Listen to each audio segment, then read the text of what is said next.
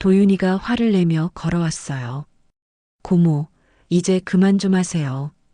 그러더니 갑자기 제 어깨를 확 밀었어요. 쿵! 등이 문틀에 부딪혔습니다. 30년을 키운 아이가 저에게 손을 댔다는 게 믿어지지 않았어요. 이야기 시작하기 전에 구독 버튼과 좋아요, 알림 설정까지 해두시면 새로운 이야기를 가장 먼저 만나실 수 있습니다. 그럼 지금부터 한옥희 할머니의 가슴 시린 이야기를 들려드리겠습니다. 저는 새벽부터 부엌에 서 있었습니다. 도윤이의 승진 소식을 들은 건 어젯밤이었죠. 전화로 듣는 목소리가 그렇게 기쁠 수가 없더라고요. 고모, 드디어 과장 달았어요. 그 말에 가슴이 벅차오르는 걸 어쩔 수 없었어요.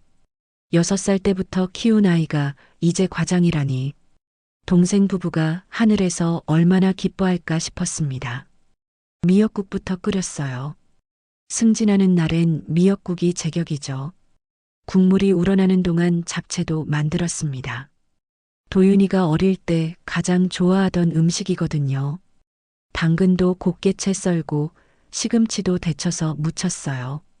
손이 많이 가는 요리지만 기분이 좋으니까 전혀 힘들지 않았습니다.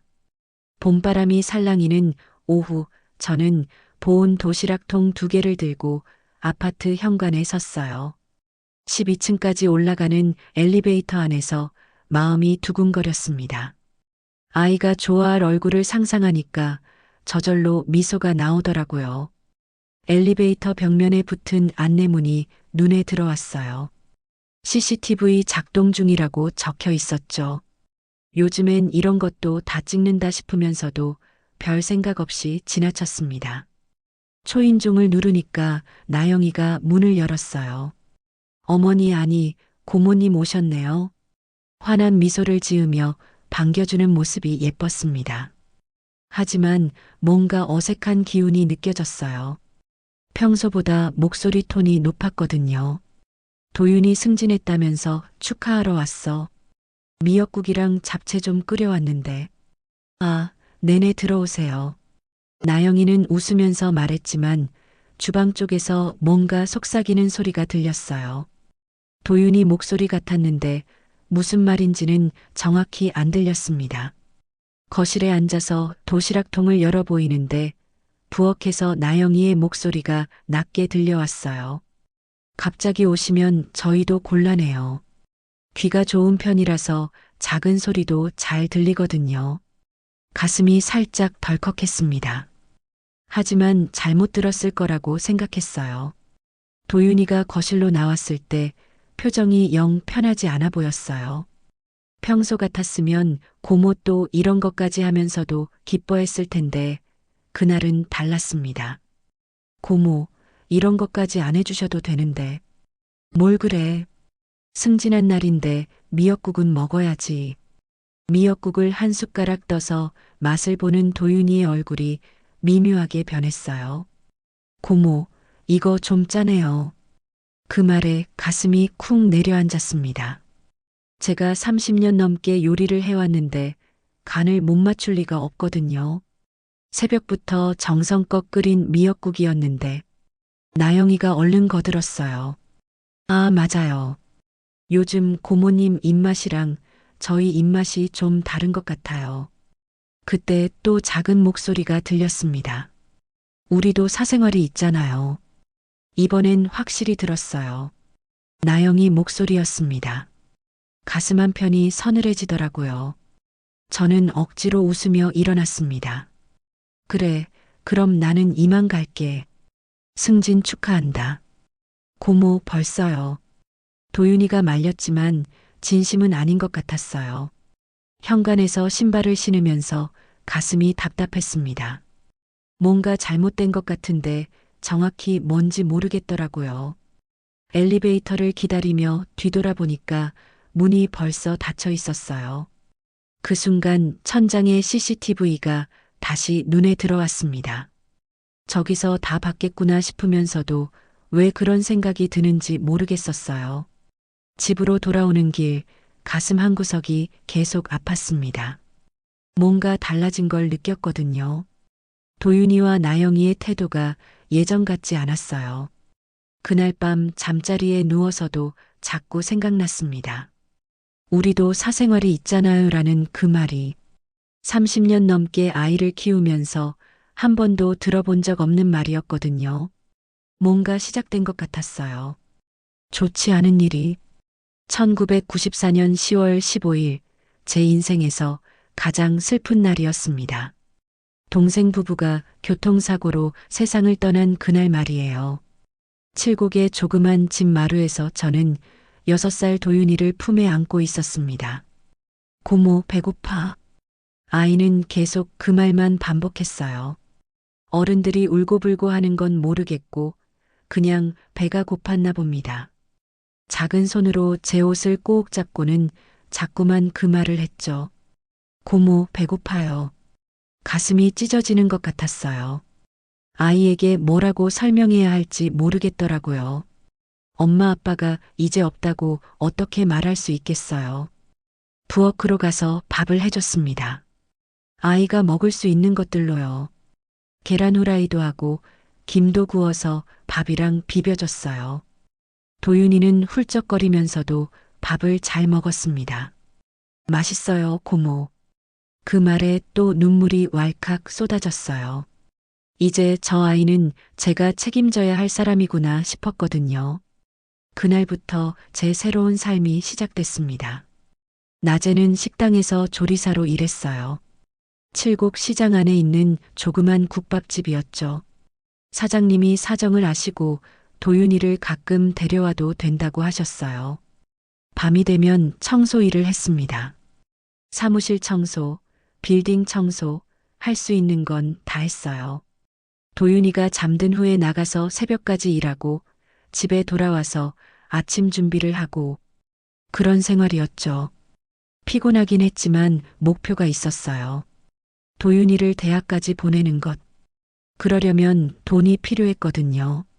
하루 일당에서 생활비 빼고 나머지는 다 저금했습니다. 도윤이는 정말 착한 아이였어요. 제가 일하는 동안 혼자서도 잘 놀았고 밥도 잘 먹었죠. 가끔 엄마 언제 와 하고 물어보면 가슴이 미어졌지만 천천히 설명해 주려고 노력했어요. 집에 작은 책장이 하나 있었습니다. 도윤이 아버지가 사둔 동화책들이 꽂혀 있었어요. 저는 매일 밤 아이에게 책을 읽어줬습니다. 고모, 또 읽어주세요. 그래, 또 읽어줄게. 책을 읽어주면서 자주 생각했어요. 책은 사람을 키우는구나. 돈도 중요하지만 이런 것도 필요하겠구나. 그래서 동화책 한 권씩 더 사줬어요. 아무리 돈이 아까워도 책만큼은 아끼지 않았습니다. 도윤이가 초등학교에 들어갈 때쯤 통장에 조금씩 돈이 모이기 시작했어요. 큰 돈은 아니지만 꾸준히 모았거든요. 매달 10만 원, 20만 원씩 그렇게 차곡차곡 모아갔습니다. 중학교, 고등학교를 거치면서 저금액은 계속 늘었어요. 도윤이가 성적도 좋고 말썽도 안 피워서 사교육비도 별로 안 들었거든요. 웬만한 건 스스로 해결하는 아이였습니다.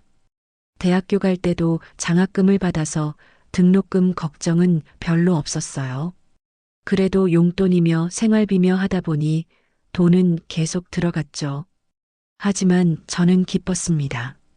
제가 모은 돈이 아이의 미래가 되고 있다는 게 뿌듯했어요. 취업하고 나서는 도윤이가 저에게 용돈을 주려고 했어요. 고모, 이제 제가 효도할게요. 아니야, 너는 내 앞을 먼저 챙겨. 결혼 준비도 해야 하고 집도 마련해야 할 텐데 뭘 저한테 용돈을 주겠어요. 저는 계속 모았습니다. 아이의 결혼 자금으로 쓰려고요. 오늘 저녁 도윤인에서 돌아온 후 통장을 정리하다가 깜짝 놀랐어요. 어느새 2억 8천만 원이 모여 있더라고요. 30년 넘게 한 푼, 두 푼 모은 돈이었습니다. 이 돈은 아이 대학 결혼에 쓰려고 모았지. 혼자 중얼거리면서도 뭔가 서글펐어요. 오늘 도윤인에서 느꼈던 그 기분 때문일까요? 30년을 모은 이 돈이 과연 도윤이에게 도움이 될까 하는 생각이 들더라고요. 밤늦게 책장을 바라봤습니다. 예전에 도윤이와 함께 읽던 동화책들이 그대로 꽂혀 있었어요. 그때는 정말 행복했는데 아이가 제 무릎에 기대서 책 읽어달라고 조르던 그때가 지금 도윤이에게는 제가 어떤 존재일까요? 오늘 느꼈던 그 서늘함이 괜한 기분이었을까요? 잠이 오지 않는 밤이었습니다. 그 일이 있고 며칠 후 나영이가 갑자기 전화를 했습니다. 목소리가 한없이 다정했어요. 고모님, 그날은 저희가 너무 예민했나 봐요. 미안해요. 아니야, 괜찮다. 고모님 덕분에 저희가 이렇게 잘 살고 있잖아요. 늘 감사해요. 전화를 끊고 나서도 뭔가 어색했습니다. 왜 갑자기 이런 말을 할까 싶었거든요. 하지만 나쁜 기분은 아니었어요. 아이들이 마음을 고쳐먹었나 했습니다. 다음 주 일요일 마트에서 장을 보다가 우연히 나영이를 봤어요. 친구와 함께 있더라고요. 저는 인사를 하려다가 멈췄습니다. 뭔가 대화 내용이 심상치 않았거든요. 언니, 시어른이 돈이 많다며. 응, 좀 있어. 근데 안 주려고 해. 요즘 다들 증여받던데. 남편한테 얘기 안 해봤어. 나영이가 휴대폰을 만지작거리며 말했어요. 얼른 내 집 마련해야 하는데. 전세도 오르고 증여든 뭐든 받을 방법이 있을 거야. 남들 다 받던데. 그 순간 가슴이 철렁 내려앉았습니다. 저를 두고 하는 말인 게 분명했거든요. 급히 다른 통로로 피해서 집으로 돌아왔어요. 며칠 뒤 도윤이네 집에 반찬을 갖다 주러 갔을 때였습니다. 나영이는 여전히 공손했어요. 고모님, 늘 이런 것까지 해주시고 감사해요. 뭘 가족인데? 저희 고모님 같은 분 만나서 정말 복이에요. 하지만 그 말들이 진심으로 들리지 않았습니다. 마트에서 들었던 대화가 자꾸 떠올랐거든요. 도윤이도 마찬가지였어요. 제 앞에서는 괜찮은 척했지만 뭔가 달랐습니다. 표정이 어두웠고 한숨을 자주 쉬었어요. 도윤아, 무슨 일 있어? 아니에요, 고모. 괜찮아요. 얼굴이 영 안 좋아 보이는데. 회사 일이 좀 바빠서 그래요. 승진하고 나니까 일이 더 많아졌네요. 웃으며 말했지만 억지로 짓는 웃음이었습니다. 뭔가 숨기고 있다는 게 느껴졌어요. 나영이가 부엌에서 차를 끓이는 동안 탁자 위에 있던 도윤이 휴대폰이 울렸습니다. 도윤이가 화장실에 간 사이였어요. 문자 내용이 화면에 떴는데 저도 모르게 봤습니다. 카드값 연체 경고. 최소납입금이라도 빨리 내세요. 그제서야 알겠더라고요. 도윤이가 왜 그렇게 어두운 표정을 짓는지. 돈이 힘든 거였습니다. 도윤이가 돌아와서 휴대폰을 보고는 급히 주머니에 넣었어요. 당황한 기색이 역력했습니다. 고모, 저 잠깐 전화 좀 받을게요. 밖으로 나가서 통화하는 소리가 들렸어요. 목소리가 다급했습니다. 이번 달만 좀 기다려주세요. 다음 달에는 꼭 갚을게요. 가슴이 아팠습니다. 아이가 이렇게 힘들어하는데 왜 말을 안 했을까요? 제가 도울 수 있는데 말이에요. 도윤이가 들어와서는 아무 일 없다는 듯이 웃었습니다. 고모, 무슨 차 이렇게 맛있어요. 나영이가 잘 끓였나 보네. 나영이도 환하게 웃으며 말했어요. 고모님이 좋아하시는 차예요. 비싸긴 한데 고모님께는 좋은 걸로. 그런데 그 말을 하면서 도윤이를 흘깃 쳐다보는 게 보였어요. 뭔가 의미심장한 눈빛이었습니다. 집에 돌아와서 생각해 봤습니다. 나영이의 그 친구와의 대화, 도윤이의 카드 연체 문자, 그리고 두 사람이 제 앞에서 보이는 태도, 뭔가 연결되는 것 같았어요. 혹시 저의 돈을 노리는 건 아닐까요? 마트에서 들었던 증여든 뭐든 이라는 말이 자꾸 머릿속을 맴돌았습니다. 아니야, 설마 그럴 리는 없어. 30년을 키운 아이인데 저는 그런 생각을 지우려고 애썼어요. 하지만 마음 한구석의 불안감은 쉽게 사라지지 않았습니다. 그날 밤 잠자리에서 뒤척이며 생각했어요. 혹시 제가 너무 예민한 걸까요? 아니면 정말로 뭔가 변한 걸까요? 30년 전 6살 도윤이가 제품에서 고모, 배고파하던 그 모습이 떠올랐습니다. 그때는 정말 순수했는데 지금은 왜 이렇게 복잡해진 걸까요? 뭔가 잘못되어 가고 있다는 느낌이 들었습니다. 하지만 아직은 확신할 수 없었어요. 좀 더 지켜봐야겠다고 생각했습니다. 그로부터 일주일 후, 저는 다시 도윤이네 집을 찾았습니다. 승진 축하를 제대로 못했다는 생각이 들어서요. 이번에는 도윤이가 어릴 때 좋아하던 갈비찜을 해갔어요. 도윤아, 고모가 또 왔다. 초인종을 누르고 기다리는데 문이 열리는 소리가 늦었습니다. 나영이가 나왔는데 표정이 별로 반갑지 않아 보였어요. 아, 고모님. 또 오셨네요. 응, 갈비찜 좀 해왔어. 도윤이 좋아하던 거. 들어오세요. 말은 그렇게 했지만 목소리에 짜증이 섞여 있었습니다. 거실로 들어가니 도윤이가 소파에 앉아서 TV를 보고 있었어요. 고모 왔어. 네, 안녕하세요. 일어나지도 않고 인사만 했습니다. 예전 같으면 벌떡 일어나서 고모, 또 이런 것까지 하면서 반겼을 텐데 말이에요. 갈비찜 용기를 주방 싱크대에 놓고 있는데 나영이가 뒤에서 말했어요. 고모님, 저희 이제 자립해서 살려고 하거든요. 그래, 당연히 그래야지. 그러니까 앞으로는 이렇게 자주 오지 마셨으면 좋겠어요. 그 말에 손이 멈췄습니다. 뭔가 잘못 들은 것 같았거든요. 뭐라고? 저희도 신혼인데 간섭받고 싶지 않아요. 가슴이 덜컥했습니다. 간섭이라니요. 30년을 키운 아이에게 간섭이라는 말을 들다니. 나영아, 그게 무슨 말이야? 사실대로 말하는 거예요. 어른들은 요즘 젊은 사람들 생각을 모르시잖아요. 목소리가 점점 날카로워졌어요. 평소 공손하던 모습은 온데간데 없었습니다. 고모님 간섭은 좀. 그러면서 나영이가 손을 뻗어서 제 손목을 탁 쳤어요. 세게요. 정말 세게. 아야. 순간 아픔이 확 올라왔습니다. 손목이 얼얼했어요. 이런 일은 처음이었거든요. 30년 동안 한 번도 이런 적이 없었는데 그때 도윤이가 거실에서 소리쳤어요. 그만 좀 하라니까. 목소리에 화가 잔뜩 나 있었습니다. 저를 걱정해서 하는 말인 줄 알았어요. 하지만 아니었습니다. 도윤이가 주방으로 성큼성큼 걸어왔어요. 얼굴이 붉어져 있었습니다. 고모, 이제 그만 좀 하세요. 뭘 그만하라는 거야. 계속 와서 이것저것 간섭하고 저희도 힘들어요. 그러더니 갑자기 제 어깨를 확 밀었어요. 예상도 못한 일이었습니다.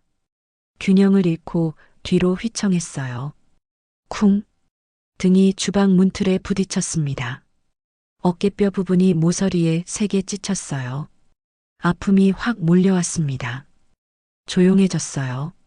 아무도 말하지 않았습니다. 저는 눈을 크게 뜨고 도윤이를 바라봤어요.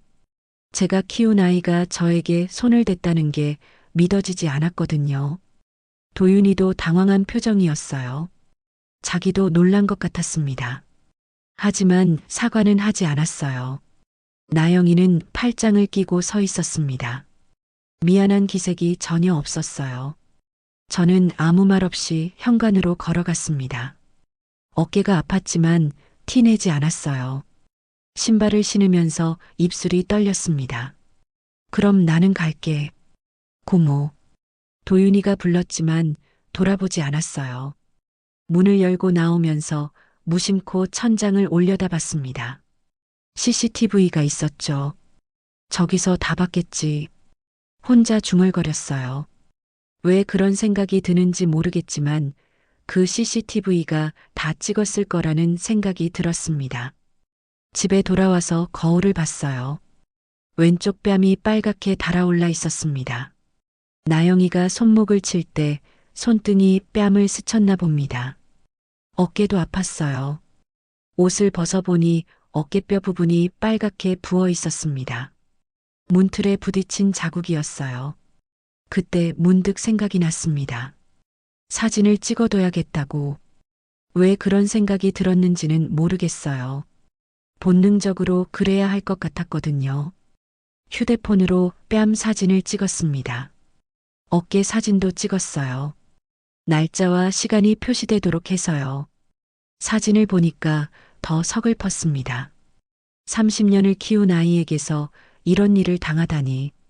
꿈에서도 생각해 본 적 없는 일이었어요. 침대에 누워서 천장을 바라봤습니다.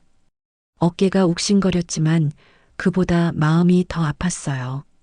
도윤이는 왜 그랬을까요? 나영이는 또 왜 그렇게 변했을까요? 제가 뭘 잘못했을까요? 30년 전 그 작은 아이가 고모, 배고파하던 모습이 떠올랐습니다. 그때는 저만 믿고 의지했는데 지금은 저를 간섭꾼 취급하네요. 혹시 제가 너무 오버한 걸까요? 아니면 정말로 그 아이들이 변한 걸까요? 하지만 한 가지는 분명했어요. 오늘 일은 선을 넘었다는 거. 손을 대면 안 되는 거였거든요. 잠이 오지 않았습니다. 어깨도 아프고 마음도 아팠어요. 내일부터는 어떻게 해야 할지 모르겠더라고요. 휴대폰에 저장된 사진을 다시 봤습니다. 이런 사진을 왜 찍었을까 싶으면서도 혹시나 해서 지우지는 않았어요. 뭔가 큰일이 시작된 것 같은 느낌이 들었습니다. 그날 밤 잠이 오지 않아서 일찍 일어났습니다. 어깨가 아직도 욱신거렸지만 마음이 더 복잡했어요. 도윤이와 나영이의 그 행동이 자꾸 머릿속을 맴돌았거든요. 통장을 꺼내서 잔액을 확인해 봤습니다. 2억 8천만 원. 30년 넘게 한 푼, 두 푼 모은 돈이었어요. 처음에는 도윤이를 위해서 모았는데 이제는 그 돈이 무엇을 위한 건지 모르겠더라고요. 메모장을 꺼내서 펜을 들었습니다. 뭔가 정리를 해야겠다는 생각이 들었어요. 사람을 키우자. 그 말을 적고 나니까 마음이 조금 정리되는 것 같았습니다. 맞아요. 돈은 사람을 키우는 데 써야 하는 거죠. 진짜 사람을 말이에요. 30년 전 도윤이에게 책을 읽어주면서 생각했던 게 떠올랐습니다. 책은 사람을 키운다고 생각했었죠. 지금도 그 생각은 변하지 않았어요. 오전에 컴퓨터를 켜서 인터넷을 검색해 봤습니다. 대구 법무법인이라고 치니까 여러 곳이 나오더라고요. 그 중에서 집에서 가까운 곳 하나를 골라서 전화를 걸었어요. 안녕하세요. 유언장 작성 상담 받을 수 있나요? 네, 가능합니다. 언제 오실 수 있으세요? 오늘 가능한가요? 오후 2시에 오시면 됩니다. 전화를 끊고 나서 옷을 갈아입었습니다. 중요한 일인 것 같으니까 단정하게 입었어요. 법무법인은 생각보다 아담한 곳이었습니다. 변호사 선생님은 40대쯤 되어 보이는 차분한 분이었어요. 어떤 일로 오셨는지 말씀해 보세요. 유언장을 쓰고 싶어서요. 그리고 공증도 받고 싶고요. 혹시 특별한 이유가 있으신가요? 어떻게 설명해야 할지 고민이 됐습니다. 도윤이와 나영이 이야기를 해야 하나 싶었거든요. 30년 키운 조카가 있는데요. 요즘 좀 달라진 것 같아서 어떻게 달라지셨는지 저한테 손을 댔어요. 돈 때문인 것 같기도 하고 변호사 선생님이 고개를 끄덕였습니다. 그런 일이 있으셨군요. 유언장 작성은 충분히 가능합니다. 다만요. 나중에 문제가 생길 수 있으니까 증거를 잘 모아두세요. 증거요. 네, 정황뿐 아니라 물증이 중요합니다. 사진이나 녹음, 문자 메시지 같은 것들 말이에요. 그 말을 듣고 어제 찍어둔 사진이 떠올랐습니다. 그때 왜 사진을 찍었는지 모르겠었는데 지금 생각해 보니까 잘한 일이었어요. 알겠습니다. 그럼 유언장은 언제 쓸 수 있나요? 오늘 간단하게 초안을 작성하시고 다음에 오셔서 공증을 받으시면 됩니다. 유언장 초안을 작성하는 동안 마음이 무거웠습니다. 이런 일을 하게 될 줄은 꿈에도 몰랐거든요. 하지만 필요한 일이라는 생각이 들었어요. 법무법인에서 나와서 집으로 가는 길에 문득 생각이 났습니다. 이 돈을 진짜 의미 있는 곳에 쓰면 어떨까 하고요. 집에 와서 다시 인터넷을 검색했습니다. 대구 북구 공부방이라고 치니까 몇 곳이 나왔어요. 그 중에서 꿈나무 장학회라는 곳이 눈에 들어왔습니다. 전화를 걸어봤어요. 안녕하세요. 혹시 기부 상담 받을 수 있을까요? 네, 물론입니다. 어떤 종류의 기부를 생각하고 계신가요? 아이들 교육비나 장학금으로 쓰일 수 있는 거요. 아, 정말 감사합니다. 내일 오후에 한번 오셔서 상담 받아보시겠어요? 네, 좋습니다. 그날 밤 잠자리에 누워서 생각해 봤습니다. 30년 동안 모은 이 돈이 진짜 사람을 키우는 데 쓰인다면 얼마나 좋을까 하고요. 다음 날 오후 꿈나무 장학회를 찾아갔습니다.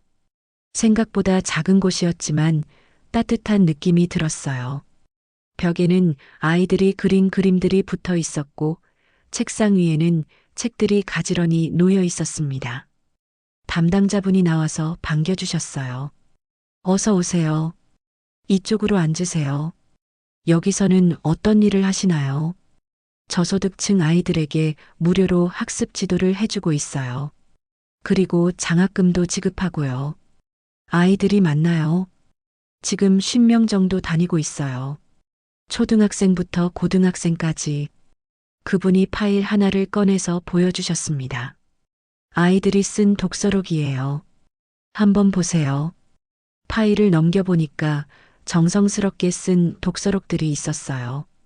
글씨는 서툴렀지만 내용은 알찼습니다. 꿈은 포기하지 않는 사람에게 찾아온다. 한 아이가 쓴 글귀였어요. 가슴이 뭉클했습니다. 이 아이들이 모두 공부를 계속할 수 있나요? 안타깝게도 집안 사정이 어려워서 중도에 그만두는 경우가 많아요. 특히 고등학교 진학할 때. 그럼 장학금이 더 필요하겠네요. 네, 그렇습니다. 독서록을 계속 보다가 한 문장이 눈에 들어왔습니다. 책을 읽으면 세상이 넓어진다고 했는데 정말 그런 것 같다. 30년 전 도윤이에게 했던 말이 떠올랐어요. 책은 사람을 키운다고 했었는데 이 아이도 그걸 느끼고 있구나 싶었습니다. 제가 도울 수 있는 일이 있을까요? 정말 감사합니다. 어떤 방식으로 도움을 주실 생각이세요? 장학기금을 만들고 싶어요. 아이들이 계속 공부할 수 있도록. 그분의 얼굴이 환해졌습니다. 정말 고맙습니다. 아이들이 얼마나 기뻐할지 몰라요. 집으로 돌아오는 길에 마음이 한결 가벼워졌습니다. 내가 모은 돈이 여기서 꿈이 되겠구나 하는 생각이 들었거든요. 진짜 사람을 키우는 일, 이게 맞는 것 같았어요. 30년 전 도윤이에게 품었던 그 마음으로 다른 아이들을 도울 수 있다니. 그날 밤 메모장에 다시 썼습니다. 돈은 사람을 키우는 데 써야 한다. 진짜 사람을. 30년 만에 제대로 된 결심을 한 것 같았습니다. 그 일이 있고 사흘 후 도윤이가 전화를 걸어왔습니다. 목소리가 많이 작아져 있었어요. 평소보다 한 톤은 낮았고 어딘가 주눅든 기색이 역력했습니다. 전화 내용은 사과를 하고 싶다는 것이었어요. 집에 가서 직접 무릎 꿇고 사과하겠다고 했습니다. 전화를 끊고 나서 생각해 봤어요. 갑자기 왜 사과를 하겠다는 걸까요? 뭔가 계산이 있는 것 같았습니다. 다음 날 오후 예고한 대로 초인종이 울렸습니다. 문을 열어보니 도윤이와 나영이가 서 있었어요. 두 사람 모두 얼굴이 하얗게 질려 있었습니다. 평소 당당했던 나영이조차 어깨가 움츠러들어 있더라고요. 고모님, 정말 죄송합니다. 거실로 들어서자마자 두 사람이 바닥에 무릎을 꿇었습니다. 연출된 것 같은 모습이었어요. 하지만 그 모습을 보니까 오히려 더 의심스러웠습니다. 진심 같지 않은 사과였거든요. 저희가 미쳤었어요. 고모님한테 그런 짓을 하다니. 나영이의 사과는 눈물까지 동반됐지만 뭔가 연기 같다는 느낌을 지울 수 없었어요. 30년 동안 사람을 키우면서 터득한 직감이었을까요? 진짜 눈물과 가짜 눈물을 구분할 수 있게 됐더라고요. 그때 나영이가 조심스럽게 임신 소식을 털어놨습니다. 아직 확실하지는 않지만 입덧 같은 증상이 있다는 거였어요. 고모, 그래서 나영이가 요즘 예민했나 봐요. 임신하면 그런다던데. 하지만 타이밍이 너무 좋지 않았어요. 왜 하필 이때 임신 얘기를 꺼내는 걸까요? 핑계거리를 만드는 것 같다는 의심이 들었습니다. 그런데 또 초인종이 울렸어요. 도윤이가 일어나서 문을 열어주더니 중년 부부가 들어왔습니다. 나영이 부모님이었어요. 이미 계획된 수순인 것 같았습니다. 가족 총동원이라는 느낌이 강하게 들었어요. 안녕하세요, 고모님. 저희 딸이 정말 잘못했어요. 나영이 부모님의 등장은 상황을 더욱 복잡하게 만들었습니다. 대신 사과한다며 정중하게 인사했지만 말끝마다 변명이 섞여 있었어요. 딸의 임신을 핑계로 삼으려는 의도가 역력했습니다. 나영이 아버지가 본격적으로 말을 꺼냈을 때 진짜 목적이 드러났어요. 고모님, 사실 저희가 온 이유가 따로 있어요. 돈 얘기 들었거든요. 고모님이 어디 기부하신다고. 가슴이 철렁했어요. 어떻게 알았을까요?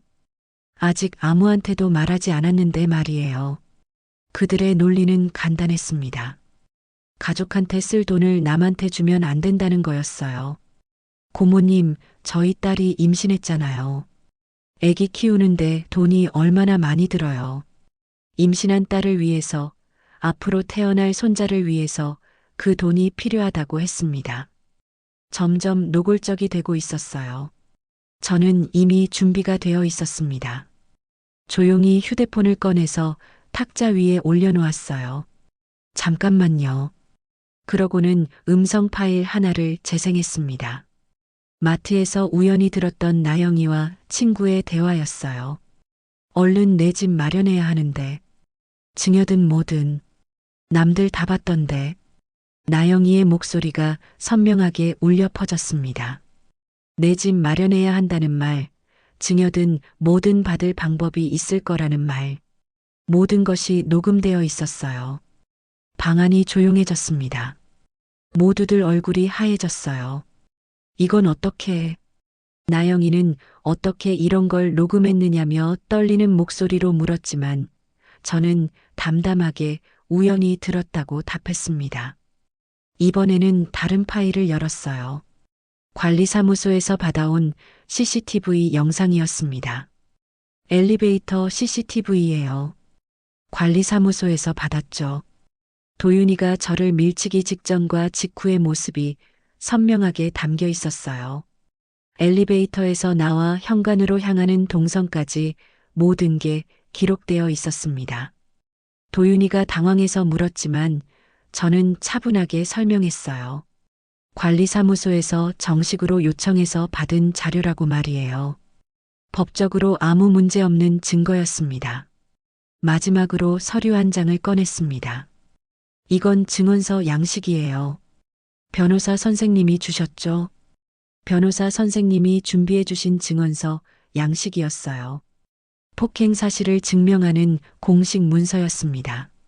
나영이 부모님이 당황한 표정으로 서로를 쳐다봤어요. 상황이 완전히 뒤바뀐 거였습니다. 이제 분위기가 완전히 달라졌어요. 처음에는 저를 압박하려던 그들이 오히려 궁지에 몰린 상황이 됐습니다. 저는 30년 동안 경험해보지 못한 단호함을 느꼈어요. 고모, 이건 좀 심한 거 아니에요? 심해요? 뭐가 심한지 모르겠는데 당신들이 한 일이 더 심하지 않나요? 제가 이렇게 강하게 나올 줄 몰랐나 봅니다. 모두들 입을 다물고 있었어요. 특히 나영이는 연신 눈물을 흘렸지만 그것마저도 진심으로 보이지 않았습니다. 고모님, 그래도 가족인데 이렇게까지 하실 건 아니잖아요. 나영이 어머니가 가족이라는 카드를 꺼내 들었지만 저는 흔들리지 않았어요. 가족이요? 그 가족이라는 사람들이 저한테 손을 댔는데요. 오히려 그 가족이라는 사람들이 저에게 손을 댔다고 반박했습니다. 30년 키운 정이 하루 만에 무너지는 순간이었어요. 저는 차분하게 말했습니다. 30년 동안 아이를 키우면서 이런 일을 당할 줄은 몰랐다고. 돈이 목적이었다면 처음부터 솔직하게 말했으면 됐을 거라고. 왜 이렇게 돌아서 해야 했느냐고 물었어요. 고모님, 저희가 사과할게요. 그러니까 이 일은 그냥 넘어가시면 안 될까요? 나영이 아버지가 사과하며 이 일을 그냥 넘어가자고 제안했지만 저는 단호하게 거절했습니다. 넘어가요? 30년을 키운 아이가 저한테 손을 댔는데 그냥 넘어가라고요? 임신이 진짜인지도 의심스럽다고 말했습니다. 설사 진짜라고 해도 이미 선을 넘었다고 했어요. 이제 법대로 할 거예요. 그리고 당신들과도 법대로. 그 말을 듣고 도윤이가 벌떡 일어났어요. 고모, 정말 이럴 거예요? 그럼 어떻게 해요? 당신들이 먼저 그렇게 했잖아요. 30년 만에 이런 말을 하게 될 줄은 몰랐습니다. 가슴이 아팠지만 더 이상 물러설 수는 없었어요. 선을 넘은 것은 그들이었으니까요. 그 자리의 분위기는 얼어붙었습니다. 도윤이와 나영이, 그리고 나영이 부모님까지 모두 제가 준비한 증거들 앞에서 말을 잃었어요. 하지만 저는 아직 끝내지 않았습니다. 나영이가 계속 훌쩍거리며 울고 있을 때였어요. 갑자기 그녀의 휴대폰에서 메시지 알림음이 울렸습니다. 띠링. 작은 소리였지만 조용한 거실에서는 크게 들렸죠. 나영이가 급히 휴대폰을 확인하려고 했지만 이미 늦었어요. 화면에 카톡 미리 보기가 떠 있었거든요. 그 내용이 모든 사람의 눈에 들어왔습니다. 3억만 끌어오면 진짜 시작이야. 부동산 올라가기 전에. 그 순간 방 안의 모든 사람들 시선이 나영이에게 고정됐습니다. 나영이는 얼굴이 하얗게 질려서 휴대폰을 급히 뒤집었어요. 하지만 이미 모든 사람이 봤죠. 저는 차분하게 말했습니다. 3억이요. 제 통장 잔액이 2억 8천인데 어떻게 3억을 끌어온다는 거죠? 나영이가 입술을 떨었어요. 변명할 말을 찾지 못하고 있었습니다. 도윤이가 당황해서 나영이를 쳐다봤어요. 그제서야 자기 아내가 뭘 계획하고 있었는지 알게 된 것 같았습니다. 나영이 어머니가 딸을 다그쳤어요. 나영아, 이게 뭐야? 하지만 나영이는 아무 말도 하지 못했습니다. 들킨 도둑처럼 손만 떨고 있었어요. 저는 30년 동안 느껴보지 못한 차가운 감정이 올라오는 걸 느꼈습니다. 분노도 아니고 슬픔도 아닌 그냥 차가운 실망감이었어요. 이제 알겠네요. 제 목소리는 놀랍도록 평온했습니다. 당신이 사랑한 건 제 마음이 아니라 제 통장이었구나. 그 말에 나영이가 울부짖기 시작했어요. 하지만 그 울음소리조차 가짜 같다는 생각이 들었습니다. 30년 동안 사람을 키우면서 터득한 직감이었을까요? 진짜 후회와 가짜 후회를 구분할 수 있게 됐더라고요. 도윤이가 떨리는 목소리로 불렀습니다. 고모. 하지만 저는 그 목소리에 더 이상 마음이 움직이지 않았어요. 30년 전 고모, 배고파하던 그 아이의 목소리와는 너무 다른 소리였거든요. 저는 책상 서랍에서 봉투 하나를 꺼냈습니다. 그 안에는 유언장 사본과 공증 확인서가 들어 있었어요. 며칠 전 법무법인에서 받아온 것들이었죠. 봉투를 탁자 위에 내려놓으면서 말했습니다. 저는 법대로 할 거예요. 나영이 아버지가 급히 말했어요. 고모님, 아직 아무 일도 일어나지 않았잖아요. 아무 일도 일어나지 않았다고요. 저는 어깨를 만지며 말했습니다. 아직도 아픈 부분이었거든요. 손찌검이 아무 일도 아니라는 거예요. 그리고 유언장 사본을 꺼내서 펼쳐 보였습니다. 거기에는 제 전 재산을 꿈나무 장학회에 기부한다는 내용이 적혀 있었어요. 이미 공증까지 받았어요. 이제 되돌릴 수 없습니다. 도윤이가 벌떡 일어나더니 유언장을 빼앗으려고 했어요.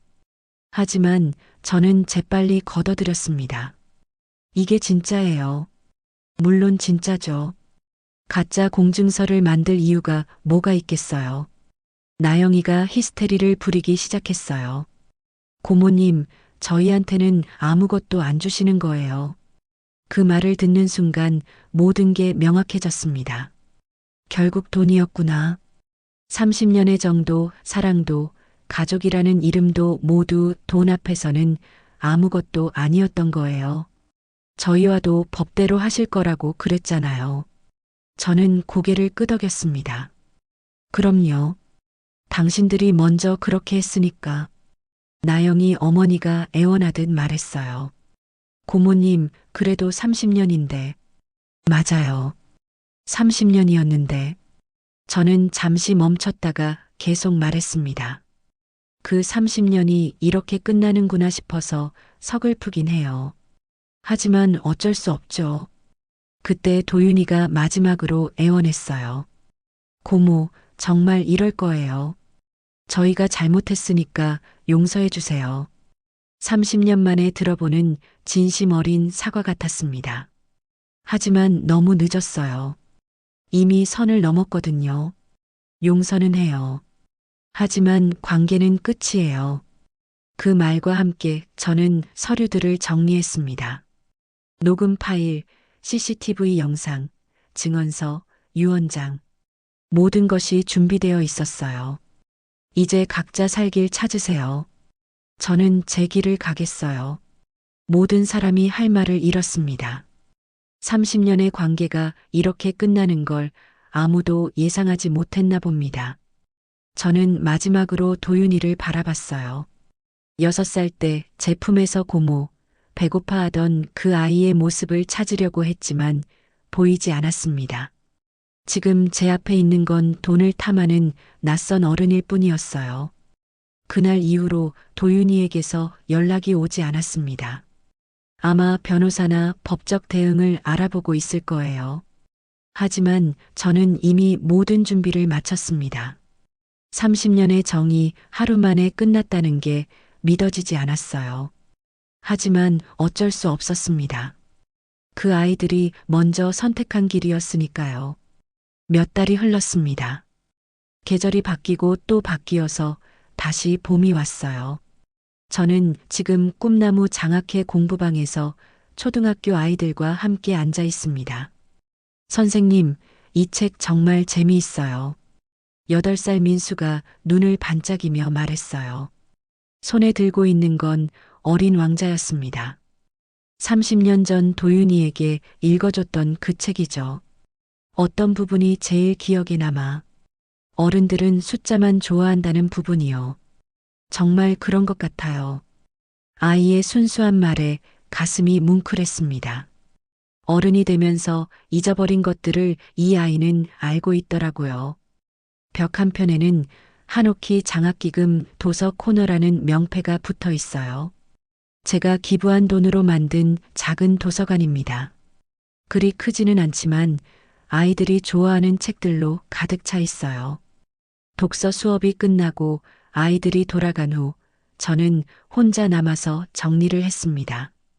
책을 제자리에 꽂고 의자를 정돈하고 칠판을 닦았어요. 단순한 일이지만 마음이 평온해졌습니다. 사무실로 돌아가는 길에 우편함을 확인했어요. 요즘 감사 편지가 자주 와서 확인하는 게 습관이 됐거든요. 오늘도 몇 통의 편지가 들어 있었습니다. 그런데 그 중 하나가 눈에 띄었어요. 익숙한 글씨체였습니다. 30년 동안 봐온 글씨라서 한 번에 알 수 있었죠. 도윤이가 보낸 편지였어요. 손이 떨렸습니다. 몇 달 동안 연락이 없다가 갑자기 편지를 보내다니 무슨 내용일지 궁금하면서도 두려웠어요. 편지를 들고 공부방 한 구석에 앉았습니다. 조심스럽게 봉투를 뜯었어요. 편지지 2장이 나왔습니다. 첫 번째 장을 펼쳐보니 도윤이의 글씨가 보였어요. 평소보다 더 정성스럽게 쓴 것 같았습니다. 고모, 안녕하세요. 몇 달 동안 연락드리지 못해 죄송합니다. 편지는 그렇게 시작됐어요. 계속 읽어 내려갔습니다. 고모가 장학회에 기부하셨다는 소식을 들었어요. 처음에는 화가 났습니다. 30년을 키워준 저한테는 아무것도 안 주시면서 남한테는 그런 큰 돈을 주시다니. 솔직한 고백이었어요. 저도 그럴 줄 알았습니다. 하지만 시간이 지나면서 생각이 바뀌었어요. 고모가 왜 그런 선택을 하셨는지 알 것 같았거든요. 편지를 읽으면서 눈물이 핑 돌았습니다. 나영이와 이혼했어요. 애초에 임신도 거짓말이었어요. 저를 속인 거였죠. 고모가 의심하신 게 맞았습니다. 역시 그랬구나 싶었어요. 그때부터 뭔가 이상하다고 생각했거든요. 편지의 마지막 부분에 이런 말이 적혀 있었어요. 고모, 나 때 밥 비벼주던 그 숟가락 기억나요? 어릴 때는 그냥 배고파서 먹었는데 지금 생각해보니 그 밥에 고모의 사랑이 담겨 있었구나 싶어요. 가슴이 뭉클했습니다. 30년 전 그 작은 아이가 이제야 깨달은 모양이에요. 사람을 키우는 건 돈이 아니라 마음이라는 걸 이제야 알겠어요. 고모가 키워주신 건 저였는데 정작 제가 사람답지 못했네요. 편지의 마지막은 이렇게 끝났어요. 늦었지만 이제라도 제대로 살아보려고 해요. 고모가 보여주신 그 마음을 기억하면서 고모를 실망시켜서 죄송했어요. 그리고 정말 감사했어요. 편지를 다 읽고 나서 한참을 가만히 앉아 있었습니다. 복잡한 감정이 밀려왔어요. 서운함도 있었고, 안타까움도 있었고, 그래도 어디서 깨달음을 얻었다는 안도감도 있었습니다. 편지를 조심스럽게 접어서 책갈피로 사용하기로 했어요. 책상 위에 있던 어린 왕자 책을 집어들고 편지를 그 사이에 끼웠습니다. 창밖을 보니 봄비가 내리고 있었어요. 가는 비가 공부방 창문을 적시고 있었습니다. 새 생명이 돋아나는 계절이니까 이런 비도 필요한 거겠죠. 30년의 미련을 그날로 접었다고 생각했는데 아직 남아 있었나 봅니다. 하지만 도윤이의 편지를 읽고 나니까 정말로 놓을 수 있을 것 같았어요. 아이가 깨달았으니까 됐죠. 공부방 문을 잠그고 집으로 돌아가는 길 마음이 한결 가벼웠습니다. 내일은 또 다른 아이들이 와서 책을 읽을 거예요. 제가 들려주는 이야기에 눈을 반짝일 아이들 말이에요. 진짜 사람을 키우는 일이 이런 거였구나 싶었습니다. 돈으로 하는 게 아니라 마음으로 하는 거. 밥 한 그릇, 책 한 권, 따뜻한 말 한마디로 하는 거. 집에 도착해서 저녁을 준비하면서도 기분이 좋았어요. 오늘 민수가 어린 왕자를 읽으면서 했던 말이 계속 생각났거든요. 어른들은 숫자만 좋아한다. 정말 그랬어요. 저도 한때는 통장 잔액만 바라보고 살았잖아요. 하지만 진짜 중요한 건 숫자가 아니었습니다. 사람이었어요. 이제 제 남은 시간은 아이들의 웃음으로 채울 거예요. 그들과 함께 책을 읽고 이야기를 나누고 꿈을 키워갈 거예요. 30년 전 도윤이에게 품었던 그 마음으로 말이에요. 그게 진짜 사람을 키우는 일이니까요. 이 영상이 공감되셨다면 구독과 좋아요는 큰 힘이 됩니다. 그리고 이 이야기를 어디에서 보고 계신지 댓글로 지역이나 장소를 남겨주시면 제가 감사 인사 꼭 드리겠습니다. 시청해 주셔서 감사합니다.